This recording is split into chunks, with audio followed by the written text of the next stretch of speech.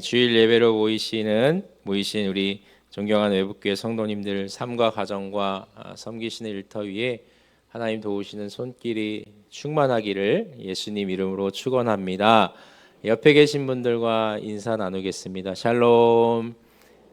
샬롬, 잘 오셨습니다. 그 인류 역사를 보면요, 최초의 어떤 문명이라 불리는 사회가 있었습니다. 흔히 이제 세계 4대 문명이라고 하죠. 4대 문명. 그래서 기원전 약 3,500년 전 이 중동 지역에서 형성된 메소포타미아 문명, 그리고 아프리카 이집트에서 형성된 나일강 문명, 그리고 파키스탄과 인도 북부 지역에서 만들어진 인더스 문명, 그리고 중국의 황하 문명, 이렇게 4개의 문명을 흔히 세계 4대 문명이라고 부릅니다. 이 4대 문명의 공통점이 있어요. 뭘까요?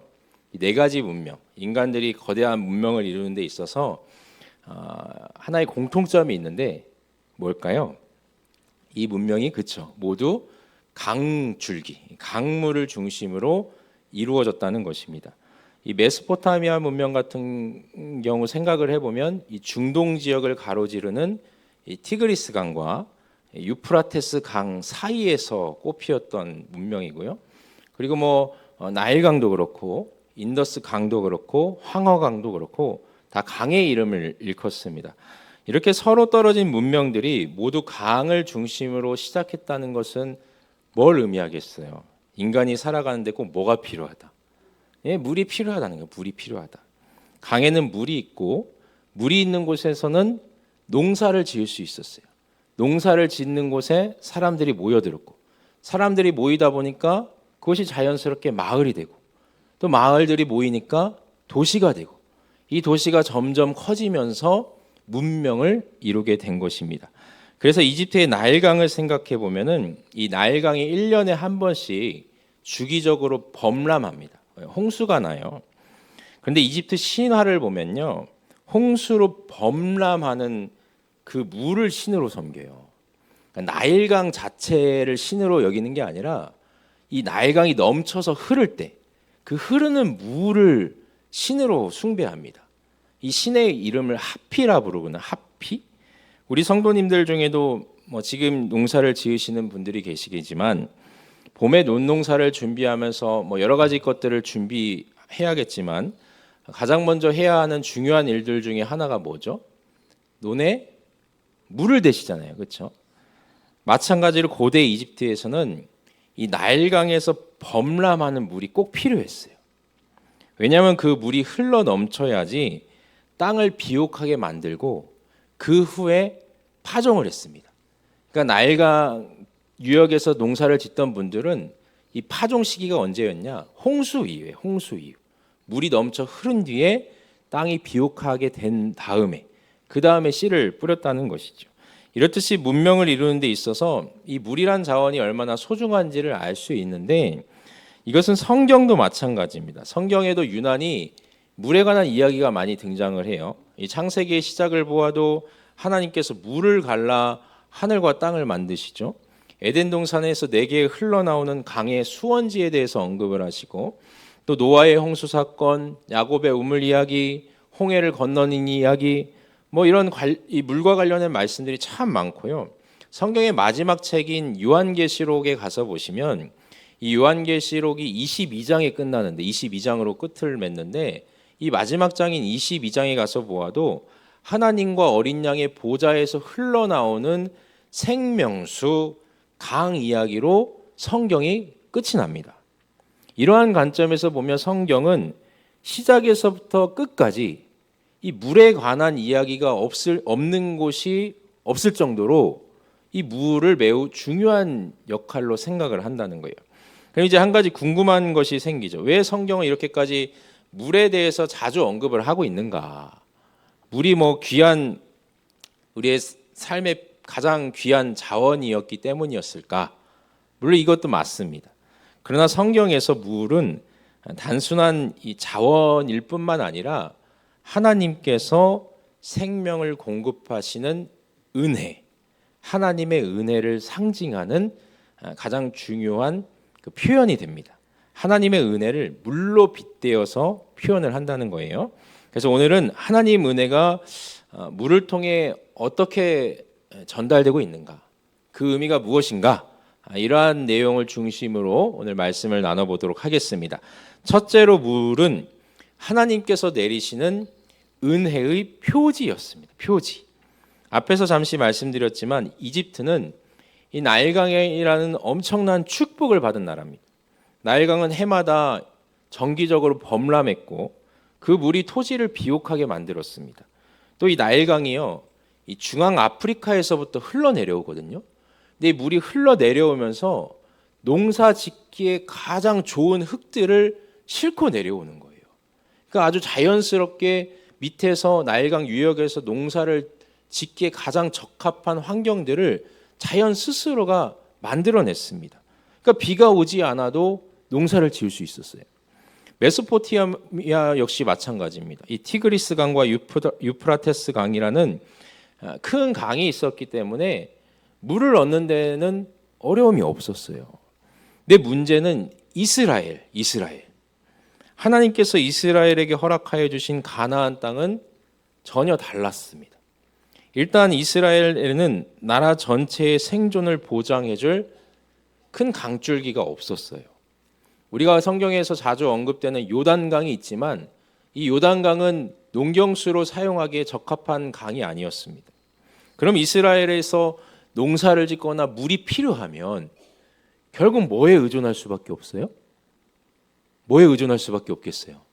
그래요. 하늘에서 내리는 비에 의존할 수밖에 없는 것입니다. 그래서 신명기 11장에 가서 보면 하나님께서 이 가나안 땅에 들어가기에 앞서서 이스라엘 백성들에게 원래 살던 이집트의 환경과 앞으로 들어가게 될 가나안 땅의 환경에 대해서 비교해서 말씀해 주세요. 애굽은 사람이 물을 끌어다가 농사를 지을 수 있는 땅이지만 이제 너희가 들어갈 가나안 땅은 그렇지 않다. 산과 골짜기가 있어서 하늘에서 내리는 비를 받아야지 농사를 지을 수 있는 환경이다. 이렇게 구체적으로 설명을 해 주십니다. 이 말인즉슨 애굽에서는 인간의 노력으로는 어느 정도 농사를 유지할 수 있어요. 나일강이 있으니까. 그러나 가나안에서는 아무리 성실하고 부지런하게 일한다고 하더라도 뭐가 오지 않으면, 비가 오지 않으면 소용이 없는 거예요. 씨를 뿌릴 수도 있고 밭을 일굴 수도 있고 사람이 할 수 있는 일은 다 할 수 있어요. 근데 사람이 하늘의 문을 열고 비를 내리는 일을 할 수 있나요? 없잖아요. 결국 가나안 땅은 사람이 자기의 길을 계획하고 아무리 수고한다고 하더라도 그것만으로는 결코 살아갈 수 없는 땅이었습니다. 그럼 이런 질문이 생기죠. 왜 하나님께서 굳이 이렇게 물을 얻기 어려운 땅으로 자기 백성들을 인도하셨을까? 환경적으로 보면 원래 살던 애굽의 나일강 그 환경과는 비교가 안 되는 거예요. 기왕 살게 하실 거면 애굽 때처럼 좋은 땅을 허락해 주시지. 왜 해마다 비를 간절하게 기다려야 하는 땅으로 인도하셨을까? 우리는 흔히 하나님께서 우리를 가장 좋은 환경으로 인도해 주실 것이라 믿습니다. 이것도 물론 맞습니다. 근데 이것이 최우선은 아니에요. 하나님께서 우리를 인도해 주실 때는요, 풍요로운 땅을 허락하시는 것이 아니라 가장 먼저 하나님을 의지할 수밖에 없는 환경으로 인도해 주신다는 것입니다. 이스라엘에게는 가나안이 그런 곳이었어요. 하늘에서 비가 오지 않으면 결국엔 자기 한계를 인정할 수밖에 없는 땅입니다. 여러분, 요즘에 어제까지 날이 무척이나 더웠어요. 이런 날씨에 비가 오래 오지 않고 가뭄이 들고 그래서 물을 제대로 공급받지 못하면 지금도 사실 어려움 가운데 있는, 물이 없어서 어려움 가운데 있는 그 지역들, 우리나라만 해도 얼마나 많이 있습니까? 현대 사회도 이렇게 물이 없으면 힘든데 고대 사회를 생각해 보세요. 더 끔찍하죠. 근데 가나안이라는 곳은 아무리 내가 노력하고 부지런하더라도 하나님의 도우심과 은혜 없이 이 물주심이 없으면 결코 열매를 맺을 수 없다는 그 사실을 분명하게 배우는 곳이었다는 거예요. 결국 가나안이라는 곳은 하나님을 절대적으로 하늘에서 하늘의 문을 열고 비를 내려주실 하나님을 절대적으로 의지할 수밖에 없는 그런 땅이었습니다. 그래서 이스라엘 사람들에게는 비가 오는 것이 단순히 자연 현상이 아니에요. 비가 오고 물을 얻을 수 있으면 하나님께서 오늘도 우리를 기억해 주시는구나. 그래서 도와주시는구나. 이런 하나님의 은혜로 생각했다는 것입니다. 어제 갑자기 별알간 비가 많이 내렸죠. 근데 저녁에 나와 보니까 날씨가 어때요? 너무 시원한 거예요. 오늘 새벽에 나왔는데요. 너무 날씨가 선선해가지고 새벽 기도회를 마치고 한참 그 오랜만에 그 부는 시원한 바람을 맞다가 들어가는데 문득 그 생각이 들죠. 하나님 이렇게 시원한 바람, 너무 더운 날씨 가운데 있었지만 시원한 바람을 주셔서 감사합니다. 이런 감사가 자연스럽게 나오게 되더라고요. 그 예사에도 마찬가지였어요. 비를 내려주시면 야 하나님 이렇게 비를 내려주셔서 우리에게 농사를 지을 수 있는 환경을 허락하여 주시고 또 우리에게 물을 주셔서 감사합니다. 이 은혜에 감사합니다. 이런 감사의 고백을 할 수밖에 없었다는 것이죠. 반대로 가뭄이 일거나 기근이 닥쳐오면은 자신들의 신앙을 돌아보고 회개하는 영적인 사건으로 해석했습니다. 이처럼 이스라엘은 물을 통해서 하나님 은혜를 배운 거예요. 우리의 삶도 가나안에서요 이스라엘 백성과 많이 닮았다고 생각할 때가 있습니다. 우리는 열심히 일할 수 있어요. 계획도 세울 수 있어요. 최선을 다해서 준비할 수도 있습니다. 그러나 잘 아시겠지만 우리가 아무리 죽어라 애를 쓰더라도 하나님께서 우리의 길을 열어주시지 않으면 그 일은 분명히 한계가 있습니다. 한계에 부딪힐 때 결국 인간이란 존재가 깨닫는 게 뭐예요? 야, 하늘의 도움이 없으면 결국엔 될 일도 안 되는구나. 그래서 많은 기업인들과 정치인들이 누굴 찾아갑니까? 무속인들을 찾아가잖아요. 하늘에 기대고 싶어서.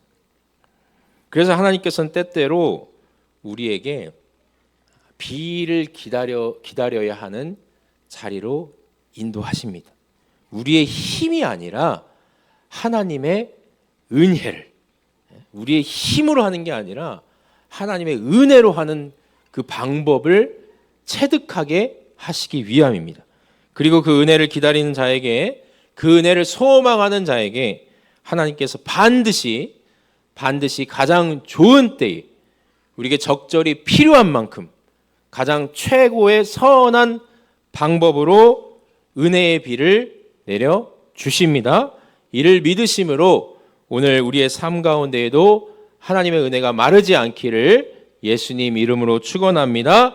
둘째로 하나님의 은혜가 물로 표현됨은 이 은혜라는 것은 흘러가기 때문입니다. 물이 흘러가듯 하나님의 은혜도 흘러갑니다. 여러분, 우리가 한번 이 더운 날씨에 그 시원한 계곡에 와 있다고 생각을 해보세요. 어렸을 때 계곡에 이렇게 가면은 부모님께서 가장 먼저 저에게 시키신 일이 있습니다. 뭐냐면 수박이나 음료수나 복숭아 과일 같은 거를 계곡물에 담가 놓게 하셨어요. 한참 시간이 지나서 꺼내더라도 어때요? 시원해요. 시원할 수밖에 없습니다. 계곡물이 시원할 수밖에 없는 이유가 뭐예요? 물론 이 산골짜기에 있어서 볕을 피하는 것도 원인이 되겠지만은 흐르잖아요. 물이 계속 흐릅니다. 흐르는 물은 쉽게 식지도 않고 썩지도 않고 주변의 열기도 식혀주고 생명을 살리는 그 작용을 합니다. 반대로 물이 한 곳에 오래 고여 있으면 어떻게 되죠? 처음에는 뭐 맑아 보일 수 있어요. 그러나 시간이 지나면 탁해지고 냄새가 나고 물도 썩고 벌레가 꼬입니다. 물이라는 것은 흘러야 해요. 근데 재밌는 것은 성경도 마찬가지로 이 하나님의 은혜에 대해서 흐르는 물로 설명을 하고 있어요. 오늘 이 에스겔 47장이 아주 생생하게 묘사를 하는데 우리 1절 말씀 다시 읽어볼까요? 1절 말씀. 그가 나를 데리고 성전문에 이르시니 성전의 앞면이 동쪽을 향하였는데 그 문지방 밑에서 물이 나와 동쪽으로 흐르다가 성전 오른쪽 제단 남쪽으로 흘러내리더라. 아멘. 이게 에스겔 선지자가 본 환상의 내용이에요. 근데 물이 어디에서부터 나옵니까? 성전 문, 그 문지방 밑에서 흘러나오는데 그 물이 성전 안에만 머물지 않습니다. 문지방 아래에서 시작된 물줄기가요, 성전 밖으로 흐르기 시작하는 거예요. 이 장면을 제대로 이해하려면은 이 환상을 보고 있는 에스겔이 처한 현실이 뭐였는가, 이것을 좀 생각을 해봐야 합니다. 에스겔이 환상을 본 때에는 이스라엘이 잘 살고 평안한 때가 아니었어요. 유다 왕국이 바벨론에 의해서 완전히 망하고 예루살렘이 폐허가 되고 성전에 돌무더기 하나 남지 않고 성전이 무너져 버린 그런 아주 절망적인 역사를 배경으로 하고 있습니다. 유다의 여호야긴 왕도 포로로 끌려갔죠. 귀족들도 포로로 끌려갔죠. 이 말씀 환상을 보고 있는 에스겔조차도 바벨론에 포로로 끌려간 상황이에요. 잘 생각해 보세요. 나라 민족이 완전히 망하고 포로 생활을 하고 있습니다. 이쯤 되면은 하나님 은혜가 정말 끝이 났구나, 하나님께서 우리를 버리셨구나, 이런 생각이 자연스럽게 들겠죠. 근데 그 절망 속에서 별알간 하나님께서 에스겔을 부르셔서 흐르는 물을 보여주시는 거예요. 환상으로 흐르는 물. 이것이 뭘 의미하는가? 이 성전이 무너졌다고 해서 하나님 은혜가 끝났다는 것이 아니라는 겁니다. 자신들을 든든하게 세워줬던 이 삶의 제반들 다 무너져 내렸지만 이스라엘을 회복시키고자 하는 그 미래의 소망과 은혜는 여전히 하나님으로부터 흘러가고 있다, 흘러내려오고 있다. 이것을 에스겔에게 보여주시는 거예요. 근데 여기서 우리가 주목해야 하는 것은 이 에스겔이 본 물은 무너진 옛 성전의 잔해에서 흘러나오는 물이 아니라는 것입니다. 이 하나님께서 에스겔에게 보여주시는 이 환상으로 보여주시는 성전은 새 성전이에요. 새 성전, 새로운 성전. 즉 이 물은 새 성전의 문지방에서 흘러나오는 물이에요. 이것이 뭘 의미하는가? 그래, 지금 너희가 이렇게 고생을 하고 있더라도 이제 내가 과거의 영광스러운 시절로 되돌아가게 해주겠다, 그 과거를 회복시켜주겠다, 이런 의미가 아니라요, 새 성전으로부터 물이 흘러내려온다는 것은 과거에는 너희가 누리지 못했던 새로운 기회를 내가 너희에게 허락해 주겠다, 이것입니다. 이것을 우리가 이 에스겔이 본 환상의 의미를 우리가 잘 좀 받아들일 수 있어야 해요. 하나님 은혜는 우리를 과거에 얽매이지 않게 하고요, 아직 가보지 못한 미래를 향해 흘러가게 하신다는 거예요. 여러분 잘 생각해 보십시오. 흐르는 물이 왔던 길을 다시 되돌아가던가요? 물은 그냥 흘러갑니다. 흐르면서 길을 냅니다. 자기가 가보지 못한 길을 계속해서 흘러갑니다. 이게 흐르는 물의 특성이에요. 오늘 2절에서 5절까지 보시면 이 성전에서 시작된 물이 처음에는 작은 물줄기로 문지방에서 흘러나오는 물로 시작을 해요. 근데 3절을 보십시오. 이 말씀을 보시면 뭐 천척이라는 그런 측량 단위가 나오는데, 이 천척은 1척이 1규빗을 의미합니다. 1규빗이 약 46cm에서 50cm 정도거든요. 보통은 46cm로 계산을 해요. 그럼 천척이면은 1000규빗인데 약 한 460m에서 500m 정도의 거리예요. 그 정도로의 거리를 가니까 물이 발목에 차 있어요. 4절에 가서 보시면 다시 또 1000규빗을 가니 이번에 물이 어디까지 차오릅니까? 무릎까지 차오르고, 또 1000규빗을 가니 이 물이 또 어디까지 차올라요? 허리까지 차오릅니다. 근데 5절에 가서 보면 이제 물이 어떻게 돼요? 건너지 못할 강처럼 불어나 있어요. 이 장면을 보고 있으면 그렇게 성전으로부터 흘러나온 물이 다시 성전으로 돌아가지 않습니다. 계속해서 길을 내며 흘러가고 깊어지고 있어요. 하나님께서 이를 통해 말씀하고자 하는 것은 너희의 역사가 지금 멈추고 너희 나라가 망한 것 같지만 내가 너희에게 줄 그 은혜는 새로운 미래다. 새로운 미래. 그 미래를 향해서 너희가 계속 깊어지고 흘러가고 있다. 이것이 에스겔을 통해 하나님께서 이스라엘 백성에게 주시는 희망의 메시지인 것입니다. 우리가 살아가다 보면은 과거에 집중합니다. 과거. 옛 시절을 그리워하죠. 건강했던 때로 돌아가고 싶고, 내가 잘 나갔던 때로 돌아가고 싶고, 우리 가정이 평안했던 때로 돌아가고 싶고, 믿음이 뜨거웠던 때로 돌아가고 싶어요. 예전처럼만 주님 회복시켜 주십시오. 이게 우리 솔직한 마음일 때가 있습니다. 내 닫힌 문은 이미 닫힌 문입니다. 우리는 과거로 돌아갈 수 없어요. 대신 하나님의 은혜는 우리에게 새로운 미래를 열어주신다는 것입니다. 이 새 미래가 뭔가? 우리가 단 한 번도 경험해 보지 못한 하나님의 은혜입니다. 하나님의 은혜. 하나님께서 이 에스겔을 통해서 보여주시는 이 새 미래는 우리가 살아가면서 단 한 번도 경험해 보지 못한 은혜. 그것이 새 미래예요. 여러분, 단 한 번도 경험해 보지 못한 하나님의 은혜. 이것을 생각하면 참 이렇게 심장이 뛰고 기대가 되지 않으세요? 기대가 되지 않으십니까? 우리가 한 번도 경험해 보지 못한 그 은혜가 뭘까? 그 미래가 뭘까? 여러분, 은혜를 받은 사람이라면 미래를 소망하며 사시기 바랍니다. 미래를 소망하며 사시기 바랍니다. 과거에 머물러 있지 않고 흐르는 이 은혜의 강물을 따라서 하나님께서 열어주실 그 미래를 우리는 소망하며 살아가야 합니다. 근데 여기서 또 하나 중요한 것이 있습니다. 에스겔이 처음부터 큰 물을 본 게 아니에요. 조금 전에도 우리가 읽었지만 처음에는 이 발목 정도만 적실 얕은 물이었습니다. 근데 갈수록 이 물이 어떻게 됩니까? 깊어져요. 하나님 은혜는 갈수록 깊어집니다. 여러분 믿으십니까? 하나님 은혜는 갈수록 깊어져요. 나중에 가서는 우리가 그 강바닥을 측량할 수 없을 정도의 은혜로 우리를 인도해 주신다는 거예요.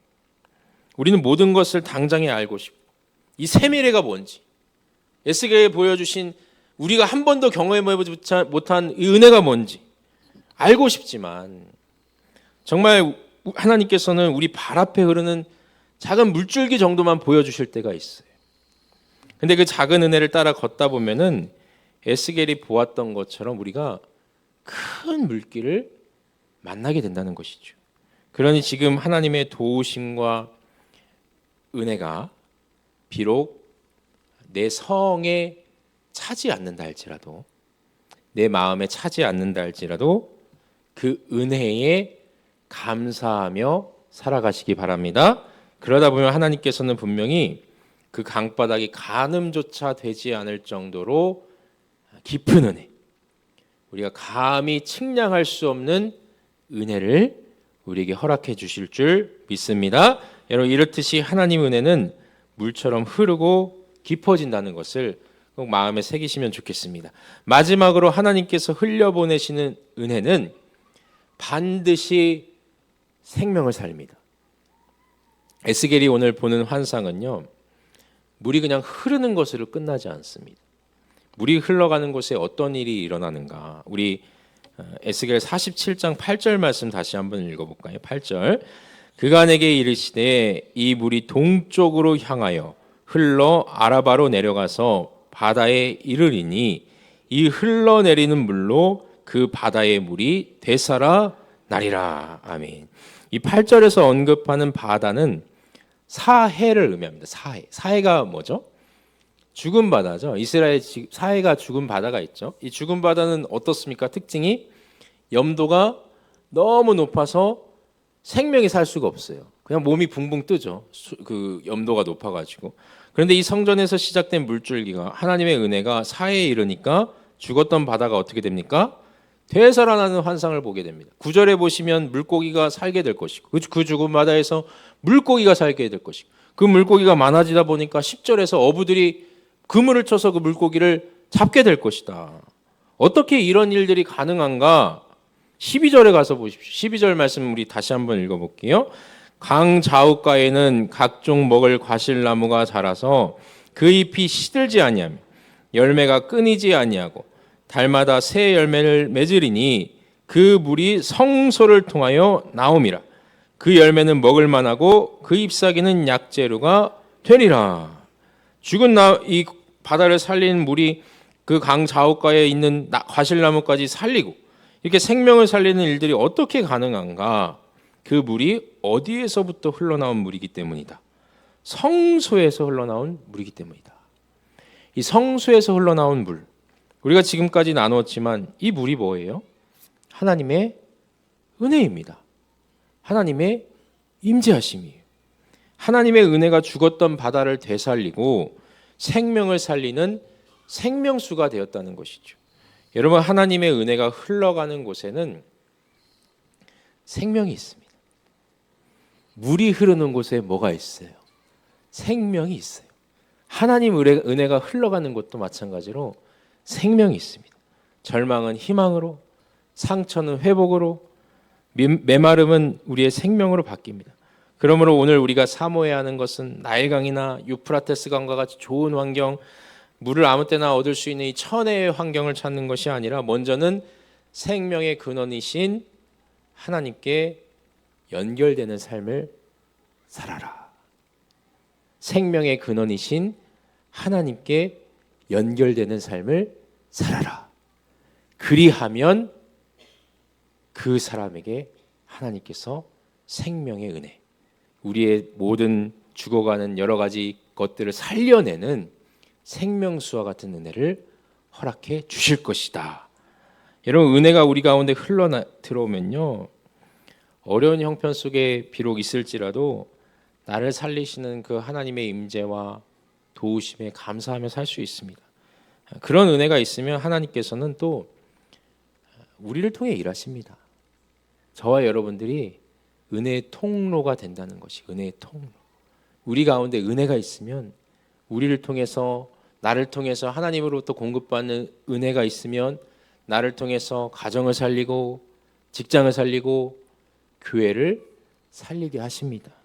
여러분, 하나님의 은혜는 생명을 살립니다. 생명을 살립니다. 이렇듯이 하나님의 은혜가 물과 같이 흘러가며 생명을 살리는 축복임을 믿으시기 바랍니다.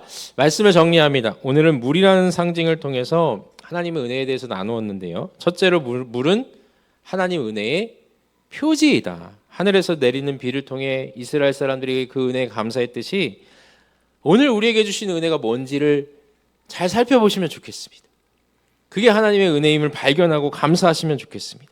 둘째로 물이 흐르듯 하나님의 은혜도 흐릅니다. 흘러가는 은혜는 우리에게 늘 미래를 소망하며 살게 합니다. 과거에 얽매이게 하는 것이 아니라 미래를 소망하며 살게 하는 것이 하나님 은혜의 특징입니다. 마지막으로 하나님의 은혜는 생명을 살립니다. 여러분 가운데 하나님의 은혜가 있으면 은혜의 통로로 삼은 우리를 통해 나도 살리고 내가 섬기는 가정도 살리고 직장도 살리고 교회도 살릴 것이라 믿습니다. 이처럼 늘 생명수 강가처럼 임하시는 은혜가 우리 회복교회 성도님들 이 영혼과 그 생명 가운데 충만하길 예수님 이름으로 축복합니다. 축복합니다. 기도하겠습니다. 자비하신 하나님, 오늘도 우리에게 은혜의 비를 내려주신 하나님께 감사드립니다. 여러 가지 각자 다른 형편 가운데 있지만 하나님의 은혜가 있었기 때문에 지금 이 자리에 우리가 하나님을 예배하는 마음으로 모이게 되었고 또 이 예배를 통하여 살아계신 하나님을 체험하게 되었고 또 앞으로 우리가 예배당 문을 나가서 한 주간의 삶을 살 때에도 우리를 도우시는 생명수와 같은 은혜를 부어주실 줄 믿습니다. 그러므로 우리는 내일을 희망하며 하나님께서 내려주실 은혜를 소망하며 살게 하여 주시옵소서. 그 은혜가 우리를 살리고 있음을 늘 믿게 하여 주시옵소서. 감사드리며